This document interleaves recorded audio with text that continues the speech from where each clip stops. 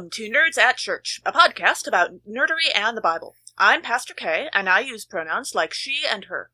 And I'm Pastor Emily, and my pronouns are they, them, theirs.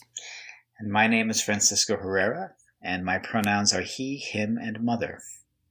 In this episode, we'll discuss the fifth Sunday in Lent, which this year falls on March 21st.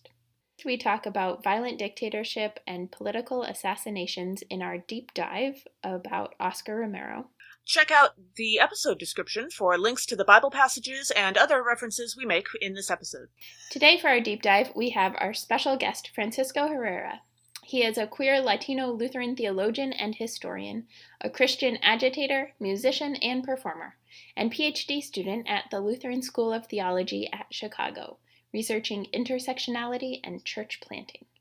So before we get to our deep dive topic, Francisco, you recently reached ABD status, all but dissertation, for your doctorate. Congratulations!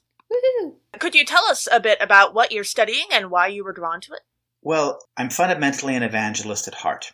And one of the sad things is that even in a supposedly progressive denomination such as the Evangelical Lutheran Church of America, that makes many commitments to things like justice and to gender equality and equal representation and leadership opportunities for people of color, people from the indigenous community, sexual minorities, and all of those things. Of course, that doesn't happen very often at all in real life. Mm-hmm. And because of that, people in our communities either die a slow death because they're going into white cishet churches with default settings that nobody really knows how to or can care to change.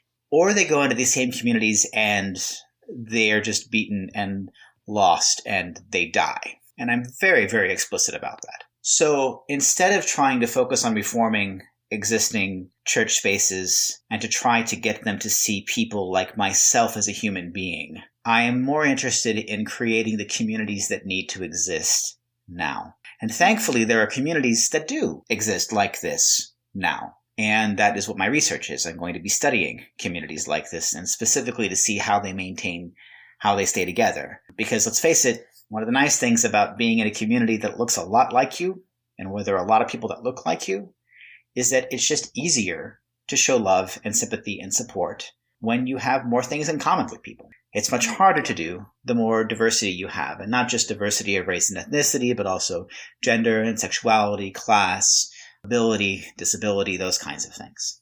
But there are communities that exist like that now. And so I'm going to be spending quite a bit of time among them, seeing how they actually do what they do.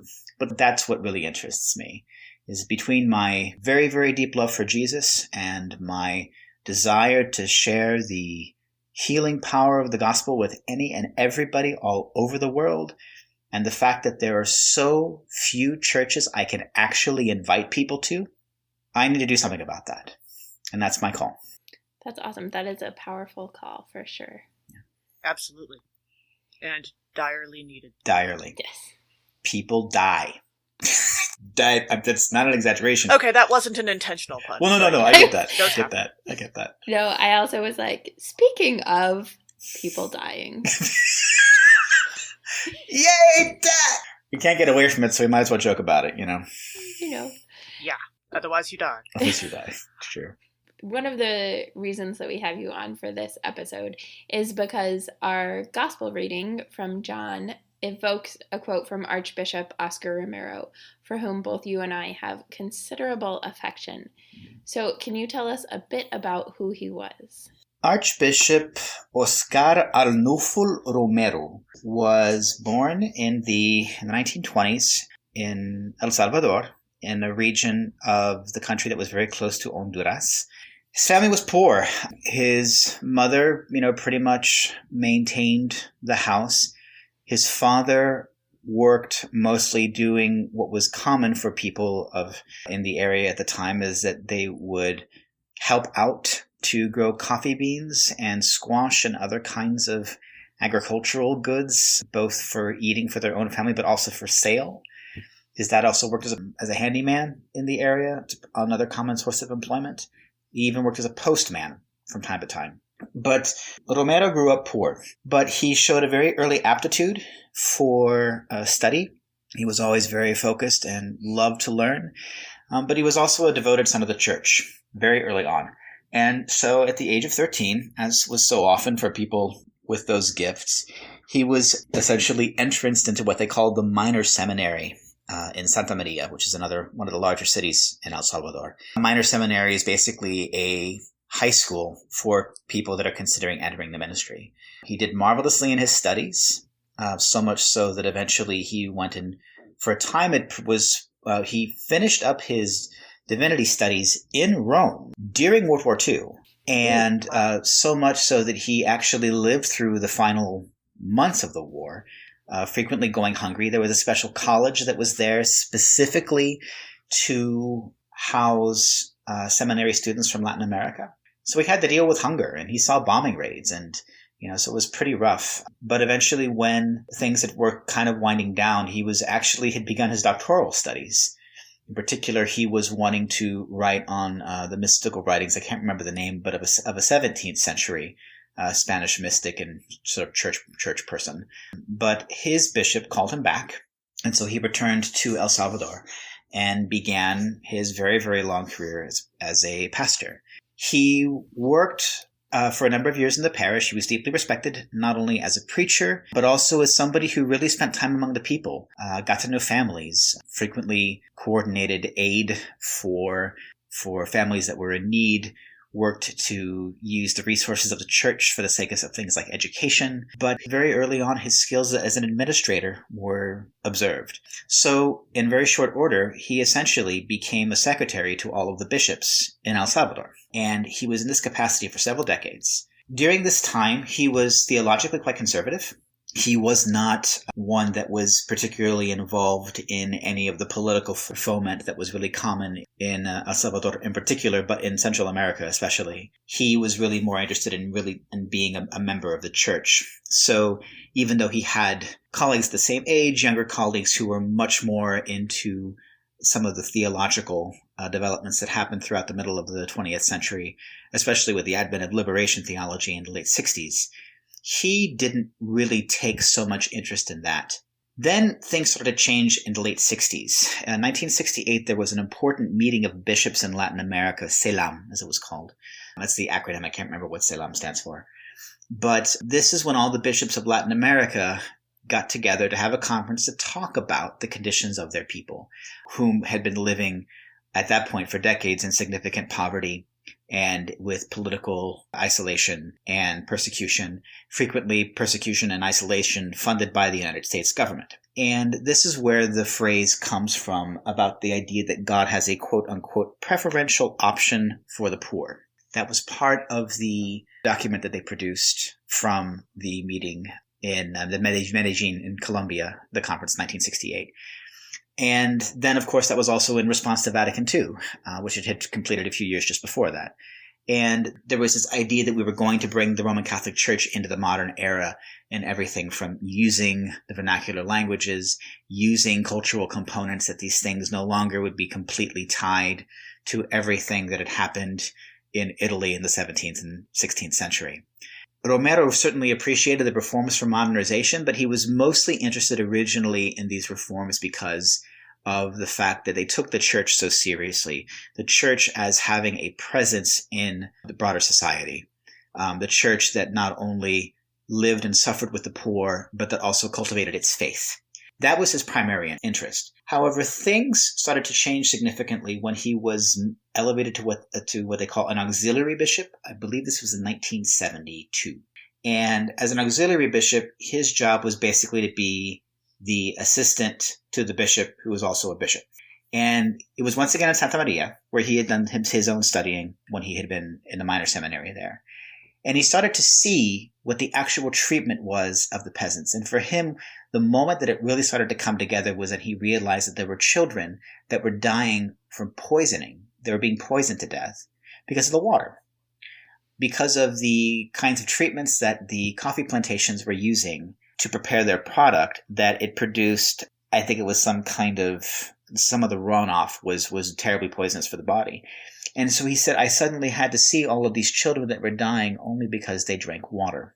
This is when he started to have his conversion that took more or less about 5-6 years, where he just started to see over and over again the kinds of things that the political and economic exploitation of the country was causing upon the vast majority of the parishioners in his parishes and in the diocese where he worked. This all kind of came to a head in 1976-77 when the then Archbishop was preparing to retire and announced his retirement, and they were waiting for a successor. The successor, everyone had assumed, was going to be the man who had been sort of the assistant to the Archbishop at that time, a guy named Demas. But as it turned out, that isn't what happened. And when the election happened, it was Romero who was made Archbishop. This was an enormous shock, not only because Romero himself had never really particularly, wasn't jockeying for the role, not only because he didn't have really any experience, but because the reason why he was chosen was because they saw him as being kind of a good, ready conservative. He was not someone that was known to engage in theological debate for the sake of the poor. He was not known as being radical or interested in liberation theology in any way. I keep mentioning this school in Santa Maria. When he was made the bishop of Santa Maria, in fact, one of his first acts that he did was to eject all of the liberation theology teaching faculty from the minor seminary in Santa Maria, because he believed that they were undermining the role of the church, that there should be a clear demarcation between what the church does and what government does. And he was pretty firm on that for the vast majority of his career. Then he was named Archbishop, and he was elevated. And of course, there were discussions because the Civil War was starting to kind of heat up. The lead up to the Civil War in El Salvador was heating up. Militias and soldiers had already started actually beating and expelling priests from El Salvador. Not killing them yet, but was certainly leading that way. And the thought was Romero would come in as a mitigating influence. He would kind of calm the things down. Well, they made one big mistake, however. There was a priest, Rutilio Grande. Rutilio was one of Romero's longest friends. They were good colleagues for many years. They had very, very different stances on their politics, but they were both deeply dedicated to the church. Also, Rutilio Grande was he was the liturgist for Romero's service when he was first elevated as bishop in 1972. So that's how close they were. Mm-hmm. Wow. And Romero hadn't even been archbishop for 3 or 4 weeks. And then all of a sudden he gets a phone call. Father Grande, had been driving between 2 parishes to perform baptisms. His car was stopped. It's well depicted in the movie. His car was stopped, and then militiamen came out and riddled it with bullets from AK-47s. And in the process, killing everyone in the front seat, which included Father Grande, a 70-year-old man, and a 12-year-old boy. There were 3 children in the back seat, fortunately, that weren't killed. But you could imagine the impact that had. Romero knew about the assassination within an hour or 2. And his first response, mind you, Romero had been a pretty dogged centrist, kind of on the conservative side. And his response to this was really, truly breathtaking. He drove to the city where the massacre had happened, saw Grande's body and the body of the older man and the boy. And his first response, he went back to San Salvador, and he ordered, and he could do this as Archbishop, that every single parish in the entire country be closed the following Sunday. So if you wanted to have Mass in all of El Salvador, you could not go to anywhere except the main cathedral in San Salvador. Wow. And that day, for Catholics, that's big. We're not done yet.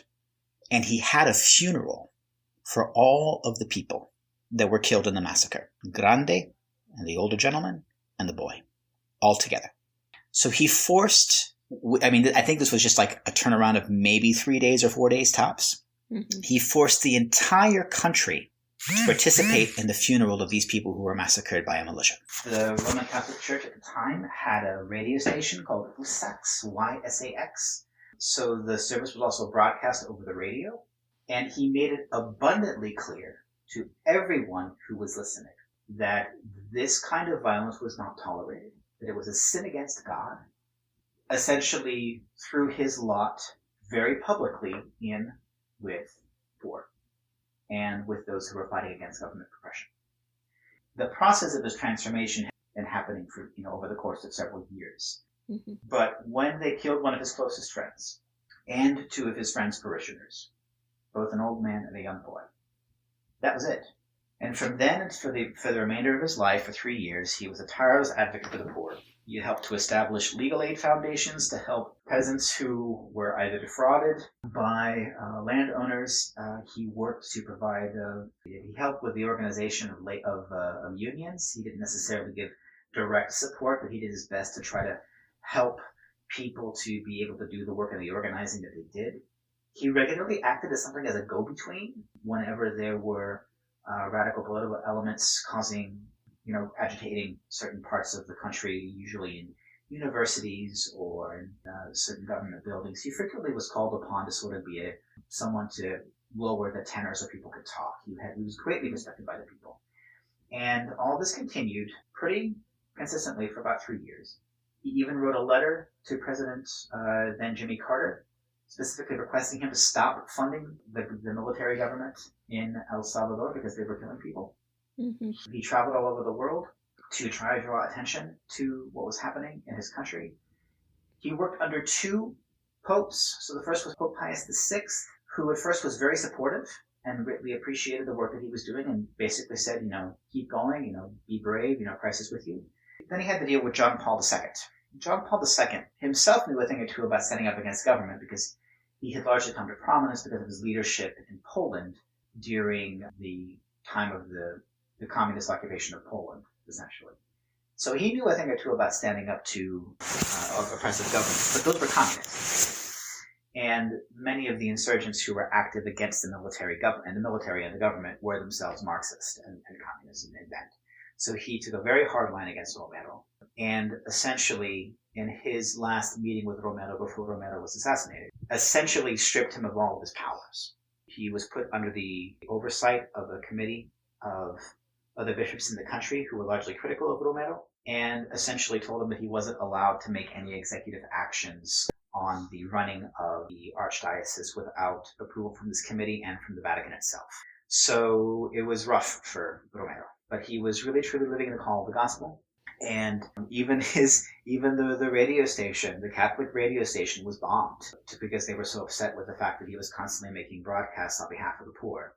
There was even a time that, in addition to Romero's own advocacy for the poor within the country, but the fact that there were also, by this time, priests were actively joining the armed rebellion. One of the slogans that went throughout the militant factions in El Salvador was, "Be a patriot, kill a priest." So this was what he had to deal with. And this is what he continued to deal with until March 24th, which is basically this week, Lent 5. March 24th in 1980, when, as was one of his regular duties, he went to go to preside over the Eucharist for a group of nuns that were working as nurses in a hospital. He actually lived on the grounds of the hospital in a very, very humble sort of quarters with a small kitchen, a place to read and to sleep. And as he was presiding over communion, he raised the chalice up over his head as he was saying the words of institution, and an assassin's bullet at that moment shot him through the heart and was killed instantly. So his own blood spilled with the blood of our Lord. It was, the shock was total because he was so genuinely revered by the people. He has a witness to the gospel that I think is worthy of emulation because he was a man that came from true humility. He, because of his education and access to status, because of being a member of the church and of the priesthood, brought him essentially into the upper echelons of Salvadoran society. But when he had to make a stand, he used every drop of his privilege possible for the sake of not only proclaiming the gospel, but to preach liberation to the captive, sight to the blind, and to declare the year of the Lord's favor. And so I have a very deep love for him. A heel face turn like that is an impressive one. So between the poisoning of the children from the runoff from the coffee farms and then also the death of his close friend, it really sounds like the major catalyst in his life for the change he went through and the point of view change that he had was personal connection, personal relationship. Yeah, and he had spent so much of his life doing precisely that. He never forgot where he came from. He never forgot he was nothing himself more than a poor peasant boy, even though he had certain, for lack of a better word, antiquated 19th century perspectives of what the church was, let alone needed to be. As soon as he saw really the depth of what was happening in his country, he changed pretty quickly. Yeah. What was interesting for me especially is when his early responses, when he started to see the kinds of things that the landowners were doing in the country. One of his first responses to tell to friends was, we need to evangelize the oligarchs. He really believed that it was a question of speaking to them and talking with them and letting them understand the impact of their actions. He, on some level, really believed that they could still care, or that it was somehow an accident. And so there was a sense of compassion that he had. But part of that was also very much naivete, because he was one of the elite. And he was one of the elite from the time that he returned from his education at the Vatican. I mean, he may have been living very humbly. He may have been living and having his life among the people. But he was still a priest, and then eventually, basically, a secretary for bishops, and then himself a bishop. So he always inhabited this upper echelon of Salvadoran society. That's something else that in the movie that came out in the 80s, Romero, about his life, did a good job of showing. He was seen as being one of one of us, like one of the upper classes, so to speak. I remember a scene of I think it was like a party or a celebration of something, and it was maybe right before he was named archbishop, and there's like a hint at like some discomfort, but he is very much in the group. Yeah. Yes. And one of the other things that happened in that movie in particular, there was a politician, Silas, who was sympathetic to land reform, but he eventually was actually kidnapped by insurgent rebels and was killed. And Romero, in the movie, Romero has a relationship with his wife. And it is interesting to see how his relationship to the elite of El Salvador is expressed in the relationship to this man's wife. How at first he was given really fancy furniture and performing baptisms and invited to all these things. But when Romero insisted, when she came and he said, look, my son, he's about time for his baptism. Can you please come? And he goes, we do all baptisms in the church. You come and be baptized with all of everybody else. And she's furious. You expect me to have my son baptized among those people. And that actually happened too. It didn't necessarily happen with a specific person, but that was a conversation that he had had. He was doing everything he could as a priest. And that's the other thing that makes him really nice. He wasn't an activist per se. He was first and most importantly a priest and an archbishop. But in the role as priest and archbishop, he did everything he could to force the oligarchs to confront the sufferings of the people in very real ways, and always as a representative of God's will on earth. I especially like that stance. And the movie itself has a really marvelous scene where there is a church that is being occupied by soldiers. Everyone's been kicked out. And Romero and his assistant drive up in this little Fiat. And so Romero goes in to get the host. So there's a box where they keep the wafers for communion. And he goes and he starts getting the hosts. And there's an American soldier there. And to intimidate him, takes an M16 and fills everything with bullets and scatters the host everywhere. And so Romero gets up and leaves, composes himself, comes back, starts picking up the wafers, the host, from the ground. And then eventually he's grabbed again and thrown out of the church. At this point, he straightens himself up, gets into his car. This actually did happen. Gets into his car. His driver drives back. Romero then returns, puts on all of his vestments as the Archbishop of San Salvador. And then processing with all of the people who had seen this entire scene, walks up to the door of the church, stares down the soldiers, and then goes in, takes the host, and conducts a mass. And that actually happened. So for me, if there's something that I don't like about more progressive clergy, is that sometimes I think they cross the streams a bit, that they forget that as people who are ordained, that have roles as pastors, like a bishop has laid their hands on you, you have made public profession of your call. There is a power that you are given as a pastor to use the actual tools of the church, the powers that are given to you through Scripture, as a way to force the evil in society to be confronted with how evil it actually is. And whether it's Romero's example, another good example for me, I always think of Bartolomé de las Casas, who was back in the 16th century, who himself was a priest, a Dominican, eventually was made a bishop, and how when he was a bishop, he told his priests that any of them that essentially had slaves, that if they had slaves that were working their land, any person that had that was denied communion, which basically meant that you were going to hell. He told his priests that they would be denied communion and they couldn't go to confession either until they released their servants. That kind of thing is powerful, and I don't believe it to be merely symbolic. Mm-hmm. So, especially as the kinds of things that we are facing in our country, I really do believe that there is something to say for the role of the church as the church. That we have been given a commission from God through Christ, empowered by the Spirit, to be a witness to the transformative reality of God now. And that when we have ways of occupying that role as pastors, as priests, that there is a very uncomfortable decision that people in power have to make. Mm-hmm. Especially when we show that we ourselves are willing to suffer the consequences of our stance. That we are far more concerned about what God thinks about us and our faithfulness to the call than about what people think about us, be they other bishops, our colleagues, let alone people in our own churches sometimes, or our employers. And Romero, for me, is such a wonderful example of that. I also think that this kind of stance is really important, especially seeing as the way, especially white Protestantism in our country has become completely hijacked by the likes of the people that invaded the Capitol building a few weeks ago. Mm-hmm.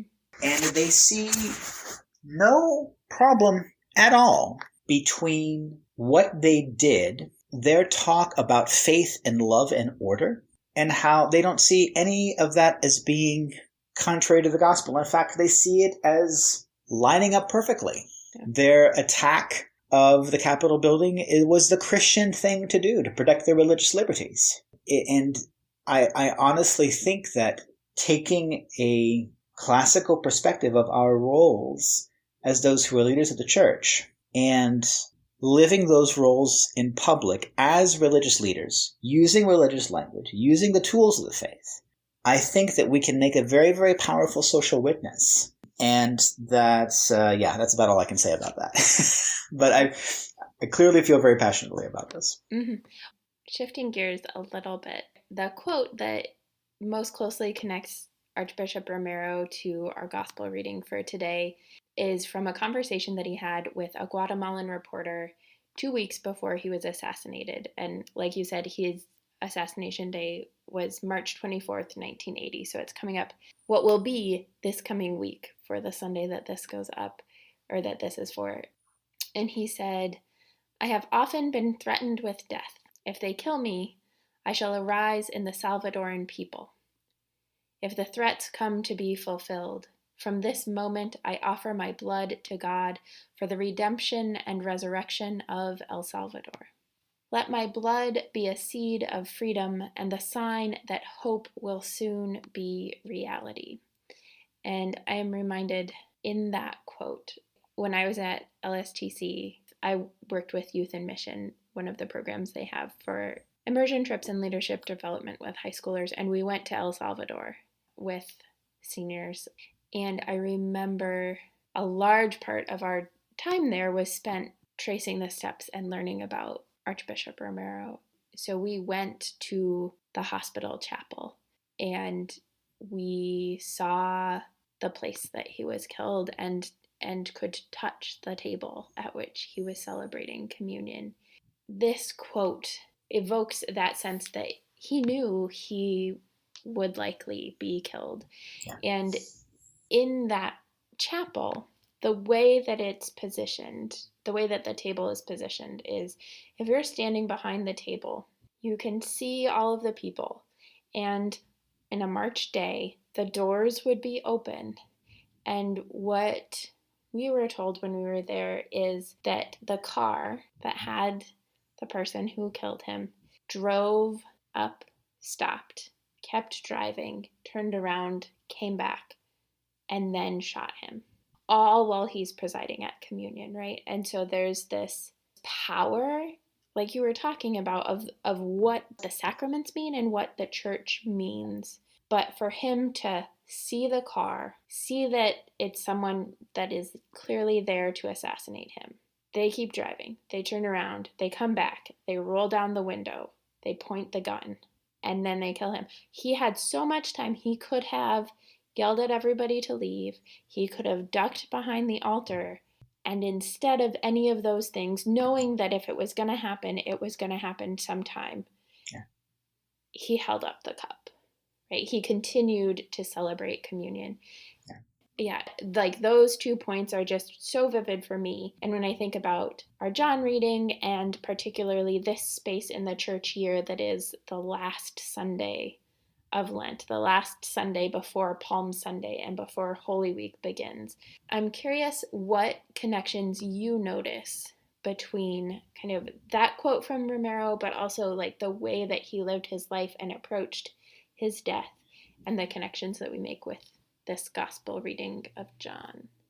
Well, for me, it's a little bit different. So I grew up abandoned, neglected, abused, poverty, roaches in my cereal, all those things. So for me, I have never really been afraid of death. I have always understood death not only as a part of life, but even as a friend and a nurturer and even a lover. So confronting death, understanding it to always be there, is something that just kind of comes naturally to me. And I know that is not common for many folks. And especially because I have friends that, deal with conditions and health issues where death is something that's very present and very real. And so it can be a little bit difficult when I talk like this. But having said that, there is something to say for understanding the witness of the Christian church and understanding that so often what it means to be and this is historical, to be understood as an exemplar of the faith, indeed to be seen as the most blessed by God, as a servant of the church, is to be martyred. Martyrdom has been, since the beginning of the faith, has been seen as a gift. It is a sign of your sanctification and the fact that you have done your work, servant, now it is now time for you to go home. And that's what I see here. Jesus knows that his time is coming. Everything that he says and everything that he does is not for the sake of calming himself, but rather to give comfort and direction to those around him whom he knows will be devastated by his death. And that's the connection that I see here. It is Jesus doing his best to both accept his fate and to do it with an element of grace and mercy and power without fear, while at the same time doing his best to give his disciples words and thoughts to comfort them in the pain and the fear that will follow in the wake of his assassination. And I find that to be, if there's to be a connection between Romero and the gospel reading here in John, that's sort of where I would put it. When you have become so overwhelmed with God's love and God's concern and God's compassion for the world and those around you, that even the approach of your own death doesn't really shake you, because you know that if it's coming because of your service to God, that in fact what you are being given is a gift. But it's probably a good idea for you to say and do things to help to make sure that those that you love can cope with your death a little better. That's how I see that. And of course, this is a testimony that's common throughout history, right? It's not just Romero. It's really anybody who's been a martyr. When I think about Perpetua and Felicitas, like they knew they were dead. They were literal like dog meat. But they were able to approach their death together and in love. I think about Polycarp was an old man when he was martyred. This is all the way back in the 2nd century. And he said, I have lived my life as a Christian and I will die as a Christian. And he was burned alive. Interesting detail. Apparently martyrs have a smell when they're being burned alive. Apparently it smelled like bread, which was, because our Lord is bread, right? So the body of isn't Christ. that interesting that it was understood that that's what martyrs smelled like when they were burned alive. It smelled like bread, so they died as our Lord did. I think that this is a powerful tool. I'll be honest too. I'm also very much an existentialist. So I couldn't. So on some level, no this whole sinful nature, total depravity thing, I'm having a hard time not seeing why we shouldn't just take this as a given. I have a compatriot who is working on her PhD at Drew University at the theological seminary there. She's Presbyterian, and that is her understanding for environmental degradation. We have had decades as a society to make any number of modifications, changes, advocacy for the sake of the environment, and we have done nothing. We have done virtually nothing. And she said she was just brought to the point where she had its total depravity. It doesn't matter how much knowledge we have, how much time we have. It is sin itself that is impeding us from being able to make decisions that will allow our planet to survive. And I have to admit, I'm having a really hard time finding ways to disagree with her. And I've never been fond of the language of total depravity. I'm Lutheran, not Calvin, right? But I'm having a really hard time disagreeing with her. For me, the thing is that when on some level you embrace that, the idea that the fights that you do may very well not turn out in your favor. If not, you will always lose. That all the things that you build and that you struggle for and that you fight for can be completely overwritten or destroyed within just a few days. But that doesn't absolve us of the work of the Lord. And it's not about winning. It's never been about winning. The one victory that ever needed to happen happened on the cross. And from that, everything changed. Christ rose from the dead, spread the love of God and the forgiveness of God upon all of creation. And from that point, then, we need never fear for our soul. We need never fear, even in some respects, for our lives, because all of our hairs are counted. And just as God troubles themselves over the fall of a sparrow, so we too are cared for. In the face of such seemingly unstoppable evil, this awareness that we are truly in loved and embraced by God and that we needn't fear for anything, I think is a very powerful religious and psychological stance to take when actively confronting evil. As someone that I can say honestly, myself, who I have done that very consistently over the course of the last few years, I am just incapable of certain kinds of fear. I am incapable of certain kinds of egotism. Just because I know if I screw up, I'll find out about it quickly. But in that, there is a kind, and it's not even resignation, there's an acceptance. And that once you accept the sinful nature of life, the sinful nature of everyone, yourself, as well as those whom you love, because of course the people who always hurt us the most are those who we love the most and trust the most. That when you understand that, it actually makes it possible for you to show a greater amount of love, a greater amount of understanding, a greater amount of patience that you wouldn't if you had attached your sense of work and purpose and fortitude to a positive outcome or to the potential for a positive outcome. The gospel reading, much as with the life of Romero, I think really thoroughly embodies that. That you remind yourself of I don't like using the phrase hopelessness. I don't like hope. I don't do hope. I tell people that all the time. But once you embrace just the full difficulty, even the impossibility of a task, and truly accept that, I think the lack of illusion makes the work easier and makes it easier for you to see possibilities that you wouldn't otherwise if the idea of a successful completion was important for you. Because these are all things that I actually really think about quite a bit. What does it mean to be part of a denomination that is likely going to collapse before it even has 1 more percent more people of color among its membership? What does it mean to look for people to become and to support people becoming leaders in the church when you know that seminaries are going to be an impossible burden from the most gifted people in the church, let alone potentially dangerous for them? What do you do when theological education is literally your life's bread? When you know that so many people who go through proper seminary degrees are learning how to be a pastor in a church that hasn't really existed for 50 years.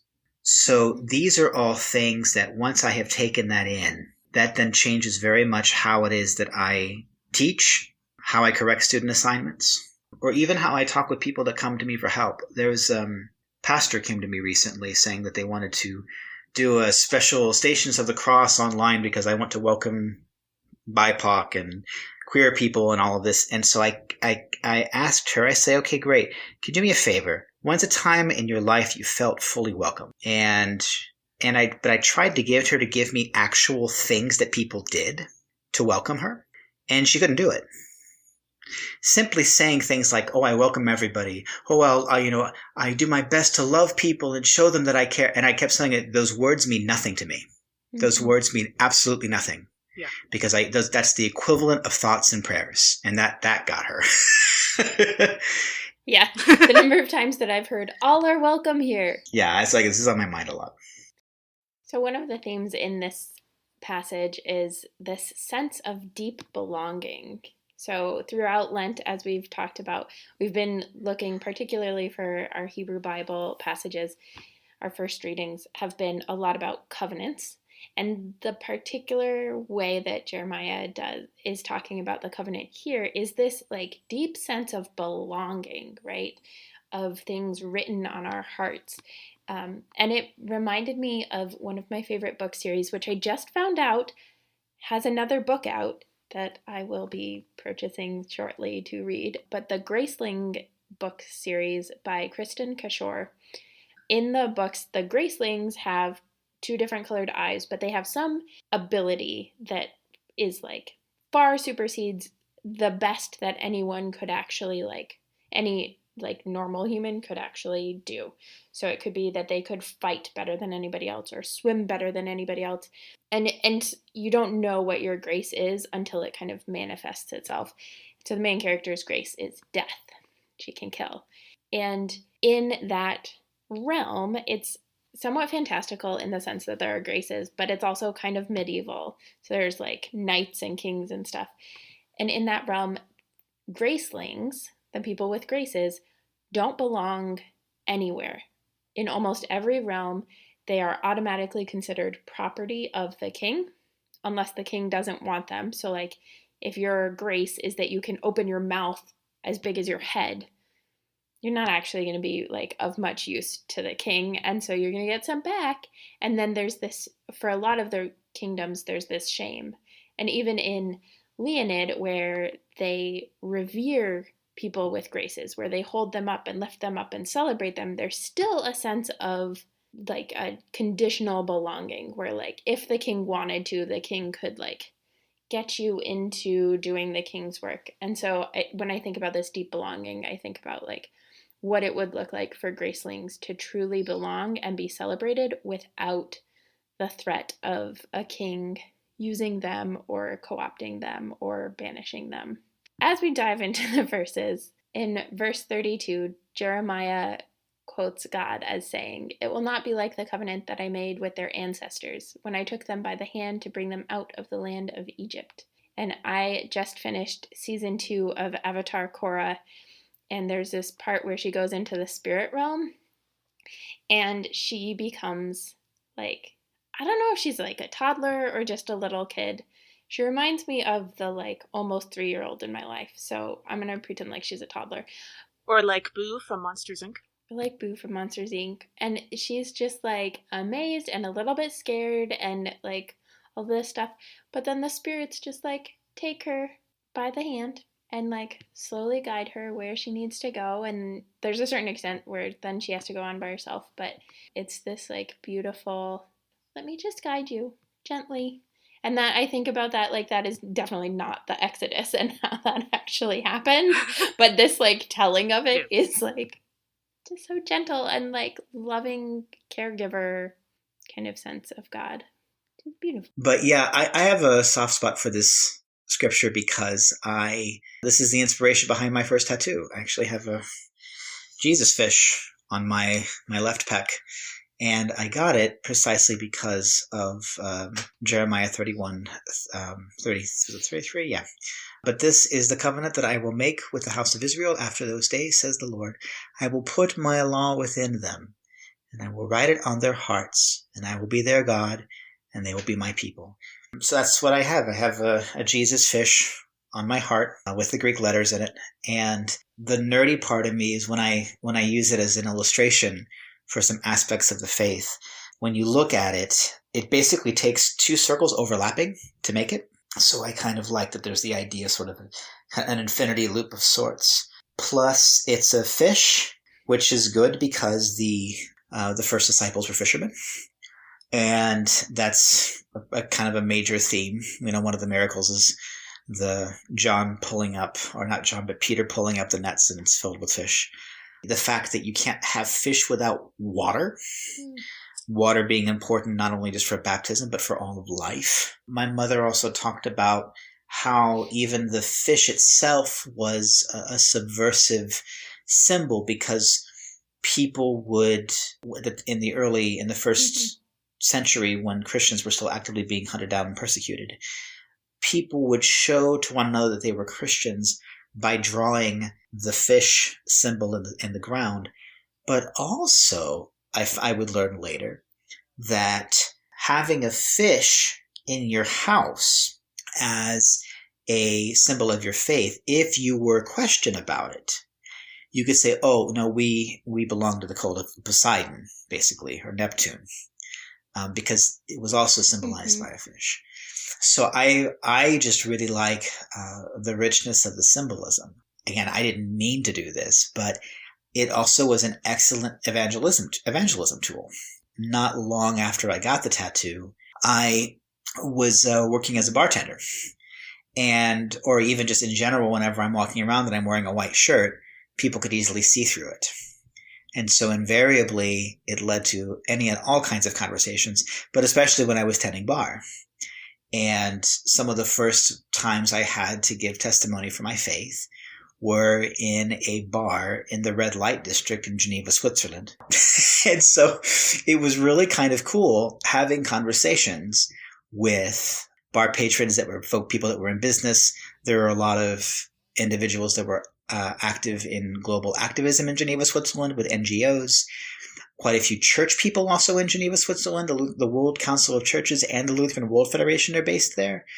And then, of course, you're also in Paquis, which is where, it's the red light district. So there were quite a number of sex workers that were there too.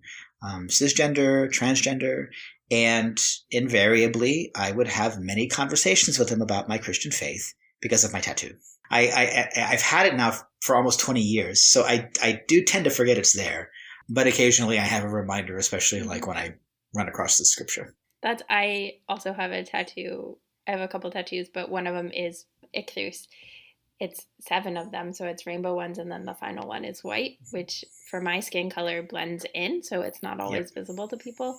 And it is, there's a lot of those similar connections with both like baptism. Both of my tattoos that I have right now are connected to the sacraments, and so a baptism thing, but also it's on my foot, and so there's a journeying and a movement and a not always visible and a queerness to it. When we reach verse 34, God says, "No longer shall they teach one another or say to each other, 'Know the Lord,' for they shall all know me."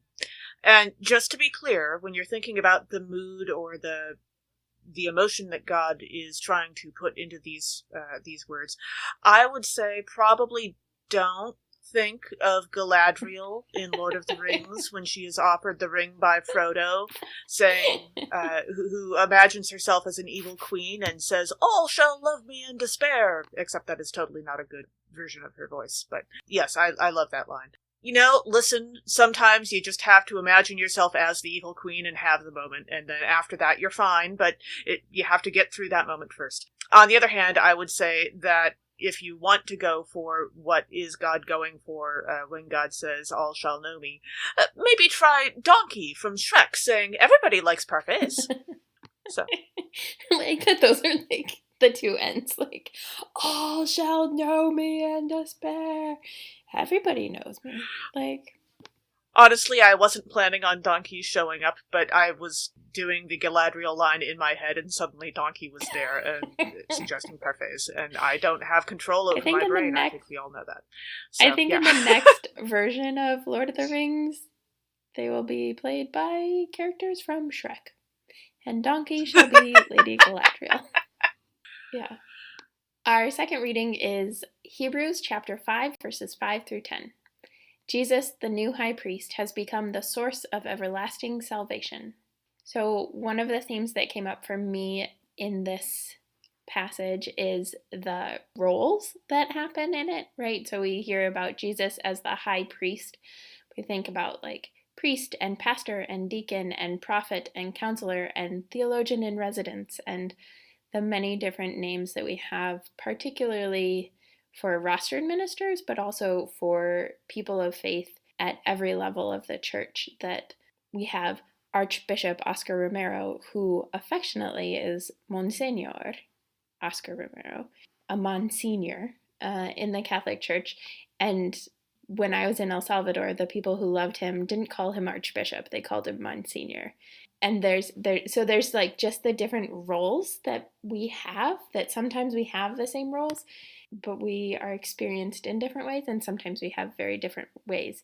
So it's kind of, in some ways, the opposite of the book Divergent, at least at the beginning, where each of the different factions of abnegation, erudite, dauntless, candor, and amity, I had to look those up to double check because it's been so long, have a different role in the functioning of the community. And yet, there's factionless, and there are divergents, people who are divergent who have multiple of those main characteristics and traits, and so like their roles are not as clear, even when the rest of the culture tries to like fit them into the box of whichever faction they're in or decide to go into. But yeah, I think also about like the ways that we talk about pastors can be pastors or prophets without recognizing that sometimes to be pastoral is to be prophetic, and sometimes to be prophetic is to be pastoral, that those aren't, sometimes they're different roles and sometimes they're not. And also, all the rostered leaders and many other church leaders that I've known have acknowledged the fact that there is a certain X factor to the job of, and whatever else seems necessary at the time, which may or may not include cleaning the bathroom or dealing with rodents that may be alive or dead. And I suppose that role might be parallel to the factionless. In terms of, it's just, it's not really part of the job description, but you're going to do it anyway. That makes sense. In verse 6, Jesus is specifically named high priest as according to the order of Melchizedek, who is a biblical historical person. Melchizedek is also the name that Sarah Crewe, the protagonist of The Little Princess, which was a novel I really loved as a kid, gives her little mouse friend when she is a penniless maid and living in an attic, and the mouse is her only friend.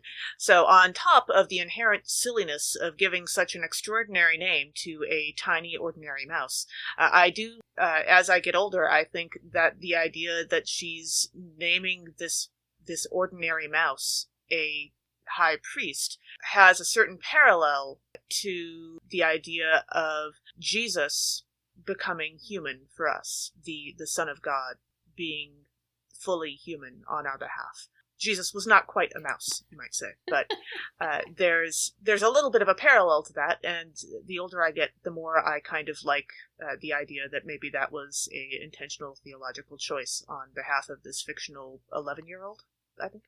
I was wondering if you were going to make this connection, because now every time I read this, I think of I've never read The Little Princess, and I think I brought this up now 3 times on the podcast, although the previous 2 times were in our I previous know, so this is the first time for this one. But listen, the name Melchizedek is awesome enough that we need to make hay of it. No, I was hoping you would bring it up.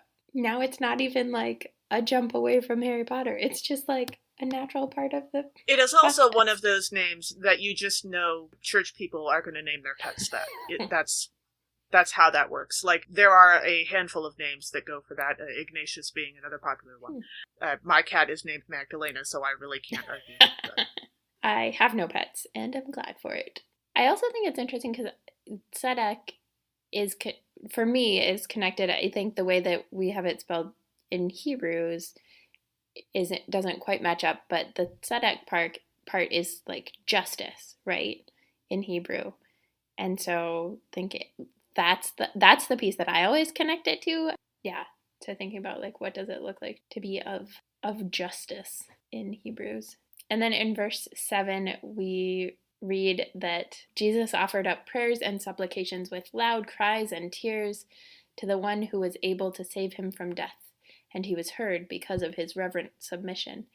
And if this were any fairy tale whatsoever, the reason that Jesus was heard would, of course, be because of the tears, because it is the magical drop of that single tear falling down the face and landing on whatever that hoped or longed for thing is, or Earth itself. Yes. That, in fact, is the reason everything changes in almost every fairy tale. Our gospel reading for today is John chapter 12, verses 20 through 33. Having entered Jerusalem for what will be the final time, Jesus speaks to a crowd about what following him really means and what his death will bring about. So one of the themes in this passage is impending doom. Dum, dum. Which is to say, Jesus is hinting at that he is going to die, and he knows it. And this happens, as I have probably already mentioned, though you'll notice that my mentions of the Ember in the Ashes series have decreased because I finished them and have moved on to other books. But I still love them. So there is this sense throughout the books, and there's a little bit of a spoiler for the 4th book if you haven't read it yet. It just came out in December, so warnings there. But there's this sense of impending doom, both when the Bloodstrike comes back without Elias and is supposed to be bringing Elias back to be executed. And so there's this impending doom of something bad is going to happen, and in fact does, and that's in the 2nd book. But then also there's one point where the ghosts are about to escape and you can feel it building and the pressure building before the barrier breaks and they get out, and there's lots of death and destruction and things. And then even to the very end where there's this constant dreaming by multiple characters of this maelstrom coming, this giant storm that's powerful and going to like wreak havoc and destruction everywhere because the storm is in fact suffering itself. And so there's this like impending doom with what Jesus is saying too, of like everything's going to be destroyed. And not necessarily he's saying everything at this point, but he will be destroyed, right? His death will come and will come soon. So in verse 24, we read, "Very truly I tell you, unless a grain of wheat falls into the earth and dies, it remains just a single grain. But if it dies, it bears much fruit." So there is, of course, the obvious connection that we talked about in our deep dive between Oscar Romero and thinking about Jesus as a martyr and someone who's assassinated who's part of a resistance movement and then is assassinated because of it. And there's this connection of seeing the inevitable and seeing that it is likely that they will be killed, and this language of death and resurrection that the wheat gives us. And it's science! Yay, science! There's this cycle of life and growth and death, and it is that cycle that produces the grains of wheat that then fall and then are buried and watered, and there's sun, and they grow and become new stalks of wheat and then scattered. And see, and as a Lutheran nerd, I'm amazed that you managed to do that whole thing without accidentally quoting Marty Haugen. As the grains of wheat. Oh, it was in my head. As the grains of wheat went scattered on the hills. Also, this is what we did for Trinity Las Americas, where I serve for Lent. instead of doing ashes for Ash Wednesday, during our Ash Wednesday service, we had made Lenten kits for everybody, and we gave everybody a pot and some seeds. And then on Ash Wednesday, we planted the seeds and watered them, and they grew over the course of Lent. And so we have been having people take pictures of their plants as they grow, and then we'll have them on for our Easter episode, for our Easter worship. I have heard of people doing the whole plant thing during Lent, and it can be lovely. However, I have also been warned you don't want to do that with a kid under 4, because if the plant dies, they will be horrified, and they will be convinced that they personally killed Jesus. So we're doing it with every household gets 1 plant, and every household gets at least 5 seeds. So excellent. We got some backups there. Okay. And then in verse 26, we hear Jesus say, "Whoever serves me must follow me, and where I am, there will my servant be also." Following Jesus means that you don't always get to go where you want to go or get to do what you want to do. And as far as nerdery goes, there are very few nerds in this universe, like British naval history nerds, and there was once a movie made for them called Master and Commander. I remember that movie. And apparently they had, when it came to properly portraying a British naval captain, they had to find a New Zealander to do it, which many people have apparently found amusing. Mm-hmm.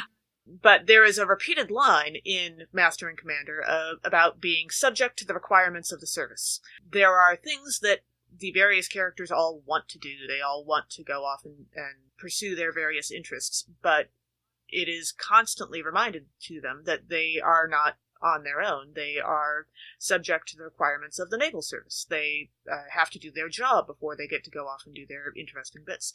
And then this is very sweetly subverted at one point when subject to the requirements of the service is turned in such a way as to save one person's life, which happens to be the person that kept getting what they wanted to do taken away from them over and over and over again. And then their life was put in danger, and they were allowed to spend their time healing at the place they had always wanted to go. So that was very sweet. Nice.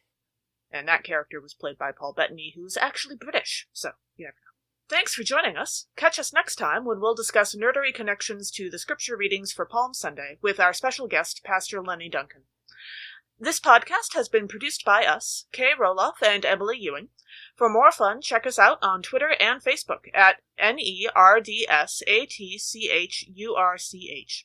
Or contact us at nerdsatchurch@gmail.com. Also, if you like what you've heard, rate us or leave us a review on Apple Podcasts, Facebook, or wherever you catch your podcasts. If you appreciate what we do or want to get actual transcripts of the podcast episodes, consider supporting us on Patreon at patreon.com/nerdsatchurch. We hope Patreon can help us get our episodes transcribed for those who need or prefer that. Though if you want to help us with transcripts, let us know via email or social media. As the ancient Christians said, Pax vobiscum.